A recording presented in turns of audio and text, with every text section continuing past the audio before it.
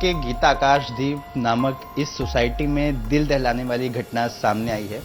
मैं आपको ये जो फ्लैट दिखा रहा हूँ 704 नंबर का ये फ्लैट है। आज पूरे शहर में चर्चा का विषय इस वजह से बना है क्योंकि यहाँ पर जो लोग रहते थे मनोज साने और सरस्वती, इसमें सरस्वती की मौत हो चुकी है और मौत की वजह मनोज साने है।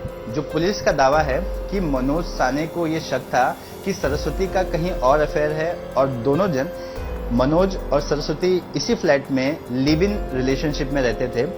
आखिर उसकी मौत की बात कैसे सामने आई हम समझने की कोशिश करते हैं। 704 ये फ्लैट है, उस फ्लैट के सामने 701 नंबर फ्लैट है। ये जो यहाँ पर कौन कौन रहता था इस फ्लैट में और आखिर कैसे आप लोगों को लगा कि कुछ तो गड़बड़ है? नहीं, फ्लैट के अंदर रहने वाले दो जन थे।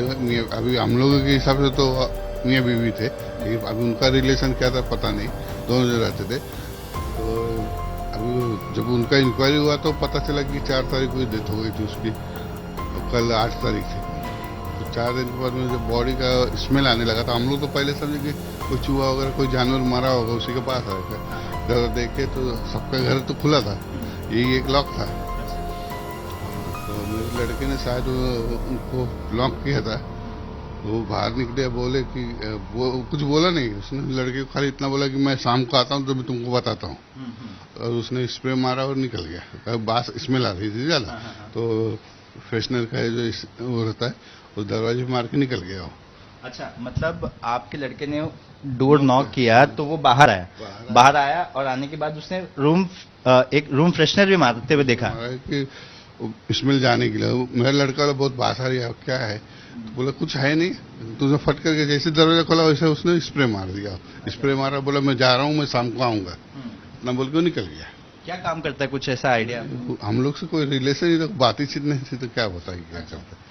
तो आप लोगों को इनिशियली कैसे समझ में आया कि कुछ तो गड़बड़ है? फिर आप लोगों ने पुलिस को इन्फॉर्म किया या फिर कैसे क्या? वही जब स्मेल आने लगी, जब उसने ऐसा किया तो डाउट आ गया ना कि भाई स्प्रे मार के आदमी भाग रहा है, बोल रहा नहीं है। तो बोला शाम को मैं आऊंगा। तो फिर उसके बाद भी सोसाइटी वालों को इन्फॉर्म किया गया, लेकिन सब ऑफिस गए हुए थे, सब शाम को ही आते, 7 साढ़े 7 के बाद ही सब लोग ऑफिस।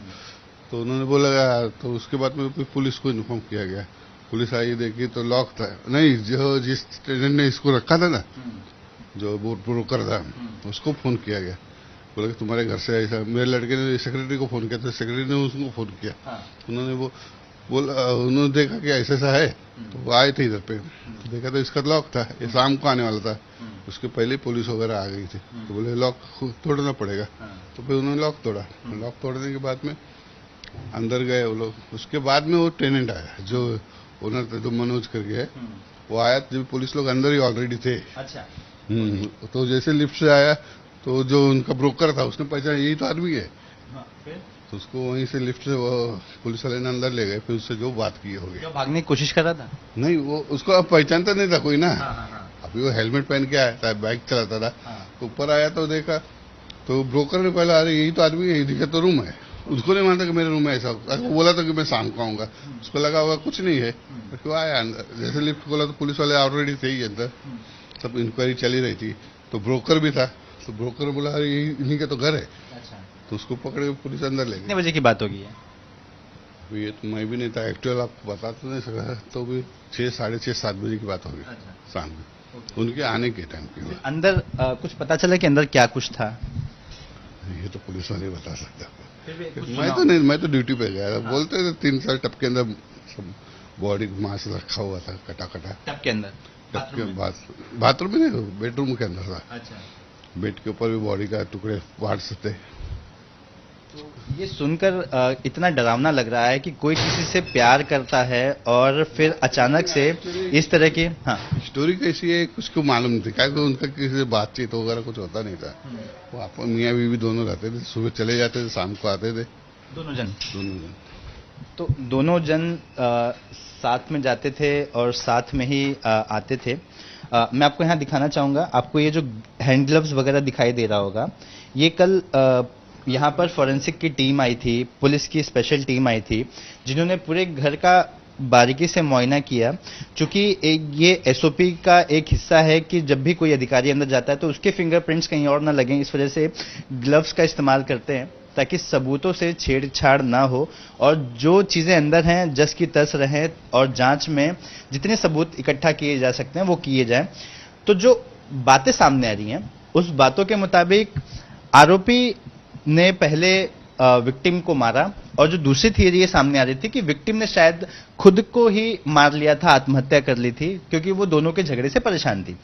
पुलिस ने फिलहाल 302 यानी कि हत्या का मामला ही दर्ज किया है, लेकिन मामले की जांच कर रही है। दो तरह की जो बातें हैं उसमें से एक बात, लड़की ने पहले आत्महत्या कर ली, उसके बाद जो लड़का था वो डर गया था कि पूरा इल्जाम उस पर आ जाएगा, इस वजह से उसने बॉडी को डिस्पोज करने की कोशिश की। दूसरी बात यह है कि मनोज को यह शक था कि सरस्वती का किसी और व्यक्ति के साथ अफेयर है, इस वजह से दोनों में झगड़े होते थे और उस झगड़े के चलते मनोज के हाथों सरस्वती की मौत हो गई। फिर क्या, मनोज डर गया और उसने फिर सरस्वती को डिस्पोज करने की पूरी कोशिश की।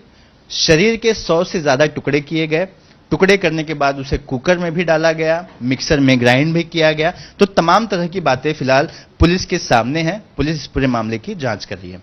कैमरा पर्सन अनूप रस्तोगी के साथ Suraj Ojha, ABP news, Mira road. ABP Majha, उघडा डोळे बघा नीट।